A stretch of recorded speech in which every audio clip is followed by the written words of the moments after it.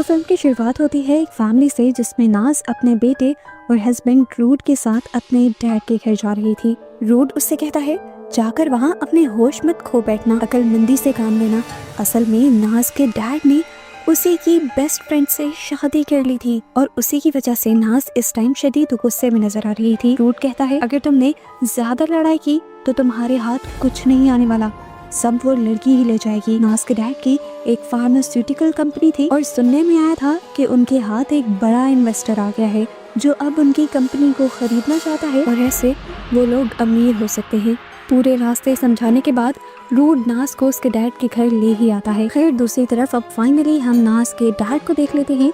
पिछले कई दिनों से इनके ऊपर एक ऐसा फॉर्मूला बनाने का जुनून सवार था जो किसी की भी जवानी उसे लौटा सकता था, यानी किसी बूढ़े इंसान को दोबारा से जवान बना सकता था, यहाँ तक के मौत से हमेशा हमेशा के लिए बचा भी सकता था। आखिर जब वो फॉर्मूला बना लेता है तो उसे सबसे पहले अपने ही ऊपर टेस्ट करता है। एक ही घूंट में वो पूरी सीरम की बोतल पी गया था। बस उसके बाद तो चंद ही मिनट लगे और उस ओल्ड मैन के ऊपर एक जादू सा होने लगा। मुंह की झुर्रियाँ गायब हो गई, उसके मसल्स स्ट्रॉन्ग होने लगे, पूरी बॉडी की स्किन टाइट हो गई और दिखने में वो बिल्कुल जवान हो गया। इस टाइम वो अपनी उम्र से कम 20 साल छोटा लग रहा था। वो जब वॉशरूम में जाकर अपने आप को देखता है तो खुद एक मर्तबा शॉक रह जाता है। इस मेडिसिन के इतने अच्छे रिजल्ट्स मिल जाएंगे ये तो उसने खुद भी एक्सपेक्ट नहीं किया था। वो अपनी जवानी को एंजॉय कर रहा था लेकिन इस बात से बेखबर था कि जितनी ही तेजी से इस दवाई ने उसके ऊपर असर किया था उतनी ही तेजी से वो उसकी बॉडी के अंदर साइड इफेक्ट पिला रहा था, जिसे हम उसकी कमर के ऊपर देख सकते हैं एलर्जी के तौर पर। वो अब जल्दी से अपनी वाइफ करीना के पास आता है जो भी उसे एकदम से जवान देखकर शौक रह जाती है। वो ना सिर्फ जवान हुआ था बल्कि उसके अंदर जवानों वाली एक्साइटमेंट भी आ गई थी। काफी देर तक जब उसकी वाइफ ऐसे ही शौक रहती है कि ये सब हुआ कैसे, तो वो ओल्ड मैन उसे अपने फॉर्मूला के बारे में बताता है। वो कहता है कि इस मेडिसिन को पीने के बाद मैं अंदर से भी अपने आप को पावरफुल फील कर रहा हूँ और मैंने ये जो चीज़ बना दी है तुम्हें यकीन नहीं आएगा, ये खरीदने के लिए पूरी दुनिया मरने लगेगी और बड़ी बड़ी फार्मास्यूटिकल कंपनीज हमसे फॉर्मूला खरीदेंगी और हम माला माल हो जाएंगे। अभी तक भी वो इस बात से अनजान था कि सीरम ने साइड इफेक्ट भी कर दिया था।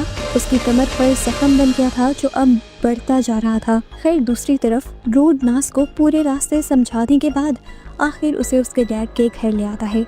उसका वेलकम करने के लिए करीना खुद बाहर आई लेकिन नाज ने उसे एक नजर नहीं देखा क्योंकि इस लड़की ने दोस्ती में धोखा दिया था, उसके ही डैड से शादी कर ली थी। यहाँ पर माहौल काफी टेंस लगता है जिसकी वजह से करीना भी उदास और परेशान हो जाती है। नाज का बेटा रेहान करीना से प्यार से मिलता है पर नाज अपने बेटे को दूर करते हुए उसे वार्न करती है कि आइंदा के बाद उसे हाथ लगाने की या उससे कुछ भी लेने की जरूरत नहीं। नाज अंदर आती है तो सबसे पहले अपने भाई के कमरे में जाती है। उसका सुस्त भाई बस पूरा दिन अपने कमरे में बैठा गेम्स ही खेलता रहता था। उसे तो इस चीज की भी परवाह नहीं थी कि उसके डैड ने दूसरी शादी कर ली थी। ये सब लोग जाकर ड्राइंग रूम में बैठ जाते हैं और जैसे ही नाज के डैड ड्राइंग रूम के अंदर एंटर करते हैं उन्हें देखकर सबका मुंह शौक से खुला का खुला रह जाता है। सब उन्हें पहचान तो रहे थे लेकिन ये बात अभी उनकी भी समझ से बाहर थी कि एक ही रात में डैड जवान कैसे हो गए। डैड किसी को भी एक्सप्लेन नहीं करते कि उनके साथ क्या हुआ है, लेकिन वो एक और बॉम्ब इनके ऊपर ये ब्लास्ट करते हैं कि अब उन्होंने अपने इस फैमिली बिजनेस को बेचने का इरादा छोड़ दिया है। वो अब अपनी कंपनी नहीं बेच रहे। सारे उसके फैसले से नाखुश थे। सभी को एकदम से अमीर जो बनना था। बैंक यानी नाज का भाई तो रूम ही छोड़कर चला जाता है और डैड बाकी सब लोगों को बताते हैं देखो मेरा फैसला बुरा नहीं है, अभी तो हमारी कंपनी लॉस में जा रही है लेकिन मैंने जो बनाया है उसकी वजह से ये कंपनी दुनिया की सबसे प्रॉफिटेबल कंपनी बन जाएगी। वो सभी लोगों को अपना बनाया सीरम ऑफ इमॉर्टैलिटी दिखाते हैं जो किसी को जवान भी कर सकता है तो किसी को मौत से भी दूर रख सकता है। रूम में बैठे हुए सभी लोग खामोश हो जाते हैं और करीना डैड यानी अपने हस्बैंड से कहती है आपने तो मुझसे वादा किया था कि आप रिटायरमेंट ले लेंगे और हम एक सुकून वाली जिंदगी गुजारेंगे। तो वो करीना को जवाब देते हैं अरे मैं तो जवान हो गया हूँ, अब हम काम भी करेंगे, पैसा भी कमाएंगे और लाइफ भी एंजॉय करेंगे, टेंशन मत लो तुम। करीना ने ये बात की ही थी कि नाज का सारा टेम्पर टूट जाता है। वो उस पर फट पड़ती है कि तुमने हमारी लाइफ बर्बाद कर दी, अब और क्या चाहती हो तुम, इन लोगों की बहस बढ़ती चली जाती है और इस सब के दौरान वो लोग ये बात नोटिस ही नहीं करते कि डैड को कुछ हो रहा था। उनके पूरे मुंह पे इस तरह पसीने आ रहे थे जैसे किसी ने उनके ऊपर पानी गिरा दिया हो। एकदम से उनकी बॉडी के अंदर शदीद पेन होने लग जाता है। उनकी गर्दन और कमर पर मौजूद जख्मों को हम बड़े बड़े सुराखों में चेंज होता हुआ देखते हैं। एकदम से उनकी बॉडी भी अजीब व गरीब तरीके से मुड़ने लग जाती है और उन्हें खून की उल्टियाँ होने लगती हैं। आंखें भी अब उनकी बदल गई थी और ऐसे उनके हाथों में ही वो मर जाते हैं। नाज और करीना बुरी तरह घबराते हुए रूट से कहते हैं कि जल्दी से एम्बुलेंस बुलाओ, पर एम्बुलेंस बुलाने का फायदा तो नहीं था, वो अब मर चुके थे। सभी लोग उदासी में डूब गए, लेकिन डैड तो दोबारा से जिंदा होकर खड़े हो गए। लेकिन अब वो इंसान नहीं रहे थे, वो बन चुके थे एक भयानक क्रिएचर यानी ज़ॉम्बी। उनकी आंखें बिल्कुल काली पड़ चुकी थी और अब वो नॉर्मल इंसान की तरह बिल्कुल भी एक्ट नहीं कर रहे थे। सभी लोग कंफ्यूज थे कि आखिर डैड को हो क्या गया। शोर की आवाज सुनकर उनका सर्वेंट भी यहाँ पर आ जाता है और एकदम से डैड की गर्दन पर हमला करते हुए दांतों से उसकी गर्दन का गोश्त उखाड़ लेते हैं। ऐसे ये सर्वेंट मर जाता है। जिसके बाद अब डैड ने हमला किया था उसी इन्वेस्टर पर जो उनसे बिजनेस डील करने के लिए अभी अभी यहाँ आए थे। वो आदमी अपने आप को हमले से तो बचा लेता है, लेकिन डैड के मुंह का सारा खून इस आदमी के ऊपर गिर जाता है। अब जाहिर सी बात है, सबको ये बात पता है कि ज़ॉम्बीज दूसरे इंसानों को अपने ब्लड के जरिए इन्फेक्टेड करते हैं, तो इस आदमी का भी ज़ॉम्बी में कन्वर्ट होना कंफर्म हो गया था। बैंग जो अपने हाथ में बो एंड एरो लिए खेलता हुआ यहाँ आया था, अब उसके डैड उसी के ऊपर भी हमला कर देते हैं और अपने आप को बचाने के चक्कर में उसका ये बो एंड एरो चल जाता है और डैड के चेहरे से होते हुए दिमाग को चीरकर बाहर निकल आता है और दिमाग के डैमेज होने की वजह से यहाँ ज़ॉम्बी बने डैड मर जाते हैं। अभी बस इनकी जान एक ज़ॉम्बी से बची थी, बाकी सारा खतरा इनके ऊपर ऐसे ही मंडला रहा था। वो इन्वेस्टर जो डील करने के लिए आया था वो जाकर अपनी गाड़ी में बैठ जाता है, जबकि रूड उन्हें जाने से रोकता भी है। दूसरी तरफ बैंक को ये रिग्रेट होने लग गया था कि उसने अपने ही डैड को मार दिया। इसी पछतावे में वो यहाँ से भागकर कार में बैठ जाता है और नाज उसे संभालने के लिए आती है। अंदर दिखाया जाता है वो सर्वेंट जो मरा था वो भी अब ज़ॉम्बी बनकर जिंदा हो गया था। घर में मौजूद तीनों लोग उसे देखकर डर जाते हैं और ये ज़ॉम्बी बना सर्वेंट एक दूसरी सर्वेंट पर हमला कर देता है। पहले उसके बाजू पर बाइट करता है और फिर उसकी गर्दन पर बाइट करते हुए उसे भी मारते हुए ज़ॉम्बी बना देता है। सीन कट होकर हमें दोबारा नाज और बैन को दिखाया गया था। नाज जब बैन को हौसला ही दे रही थी, तभी अपने पीछे से उन्हें अजीब आवाज़ें सुनाई दी। देखने को मिला कि एक और लड़की जो कि ज़ॉम्बी बन चुकी थी, वो दूसरी लड़की के ऊपर हमला कर रही थी। नाज जल्दी से उतरकर उसे देखने के लिए खड़ी हो जाती है, तो वो लड़की उसी के ऊपर हमला करने के लिए बढ़ जाती है। बैंग अपनी बहन को बचाने के लिए उस ज़ॉम्बी के ऊपर अपनी गाड़ी चढ़ा देता है। ऐसे ज़ॉम्बी की हाफ बॉडी बुरी तरह क्रश हो जाती है, लेकिन इसके बावजूद भी वो ज़ॉम्बी जिंदा रहती है। घर पर बचे थे करीना, रूड, उसका बेटा और एक और सर्वेंट जो अपने आप को बचाने के लिए इस घर से भागने की कोशिश करते हैं। नाज भी जब अपने बेटे को लेने के लिए घर के अंदर आती है तो देखती है कि अब तो घर में कोई भी नहीं था। घर के बाहर वो आधी क्रश हुई हुई ज़ॉम्बी गर्ल अपने हाथों से चलते हुए उसका पीछा कर रही थी उसे मारने के लिए। इधर अब हमें उस इन्वेस्टर को दिखाया जाता है जो भी पूरी तरह ज़ॉम्बी में बदल गया था।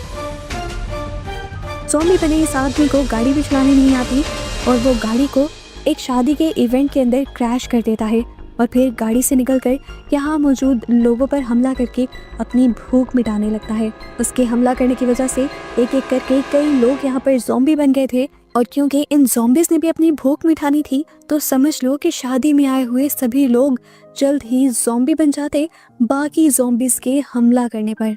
और बिल्कुल ऐसा ही होता है। थोड़ी देर बाद दिखाया जाता है कि उस शादी में आए हुए सभी के सभी लोग ज़ॉम्बी बन जाते हैं और बुरी तरह एक दूसरे से ही हमले में लगे होते हैं। इधर करीना वाला पूरा ग्रुप जो भाग रहा था अपने आप को बचाने के लिए, वो गाड़ी तक पहुंचते ही है कि ज़ॉम्बी बना सर्वेंट दोबारा उनके पीछे आ जाता है।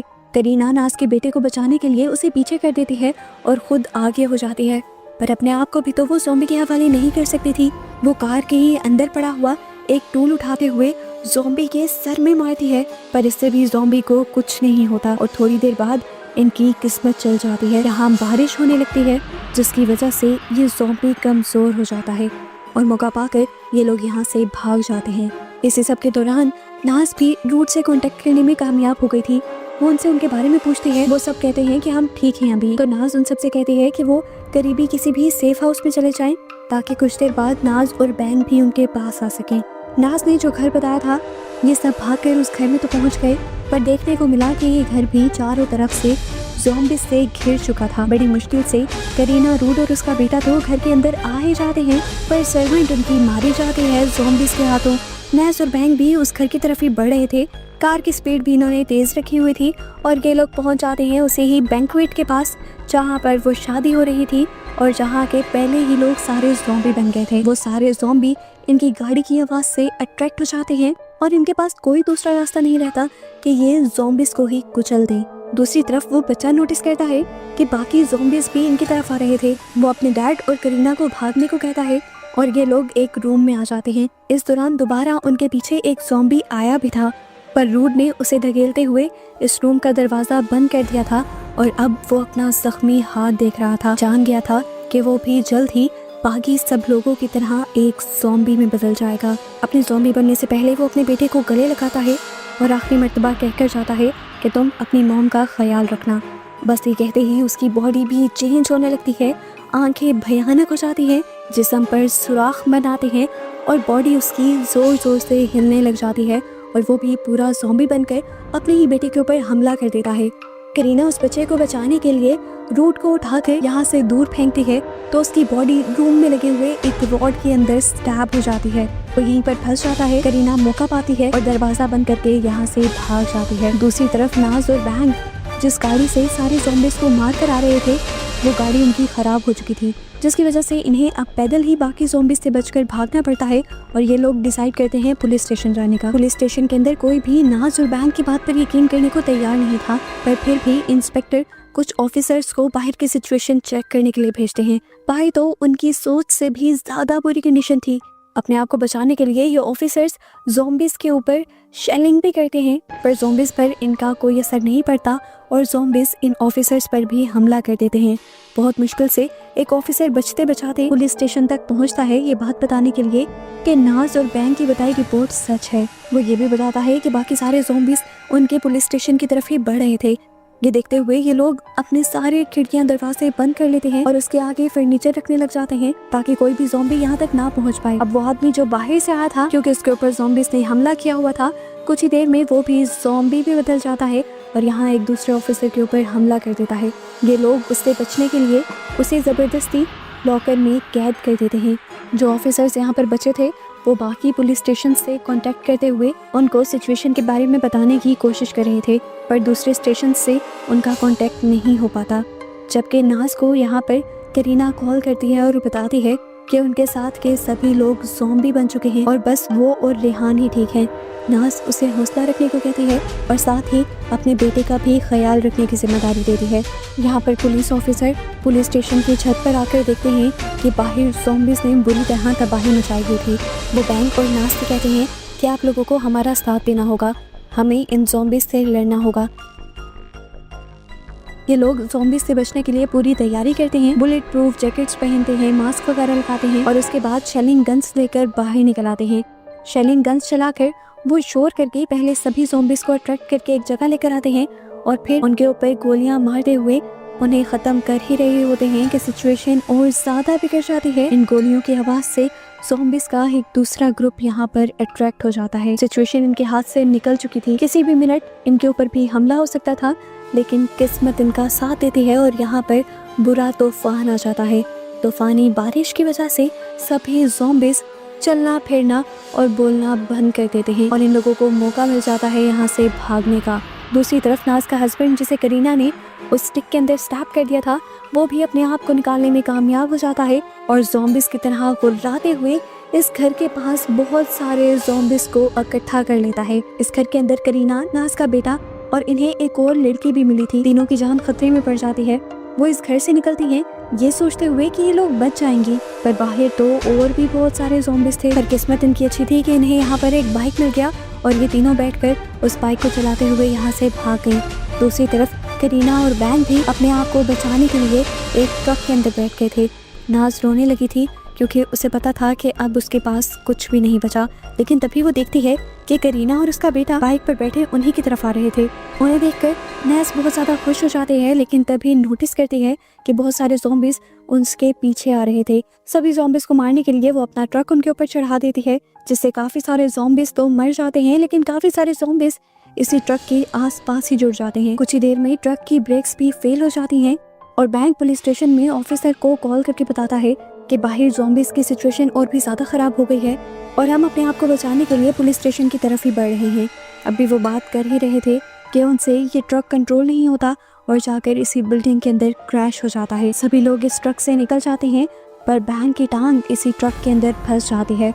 सभी ज़ॉम्बीज़ का इनके ऊपर हमला हो जाता है और ना चाहते हुए भी ये काफ़ी सारे ज़ॉम्बीज़ का शिकार हो जाते हैं। एक ऑफिसर यहाँ पर था जो अभी तक ज़ॉम्बी का शिकार नहीं हुआ था, लेकिन वो इस मुश्किल घड़ी में अपने आप को बचाने के बजाय नाज और करीना से कहता है आप लोग यहाँ से भाग जाएं। लेकिन नाज भी उनको छोड़कर जाने वाली नहीं थी।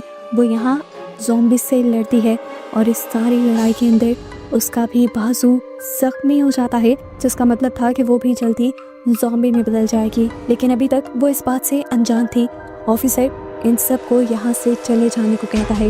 वो जानता था कि ज़ॉम्बीज़ जलने से मर जाते हैं, इसीलिए इन तीनों को इस पुलिस स्टेशन से निकाल कर वो अपनी जान की कुर्बानी देते हुए यहाँ पर एक धमाका कर लेता है।